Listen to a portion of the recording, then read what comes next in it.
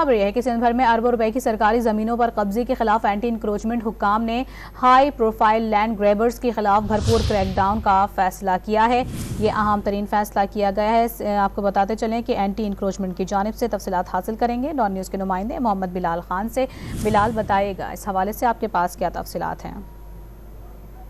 जी बिल्कुल, देखिए सिंध भर में अरबों रुपए की सरकारी जमीनों पर कब्जे के मामले पर हाई प्रोफाइल लैंड ग्रैबर्स के खिलाफ भरपूर क्रैकडाउन का फैसला किया गया है। जमीनों पर कब्जा छुड़ाने के लिए एक खसूसी टास्क फोर्स बना दी गई है, जबकि एंटी इंक्रोचमेंट फोर्स के राजा तारिक चांडियों की जानिब से एक मीटिंग बुलाई गई थी, जिसमें डीएसपी ऑपरेशन तारिक इस्लाम, एडी अब्दुल वहीद बिल्लो और दीगर शरीक थे।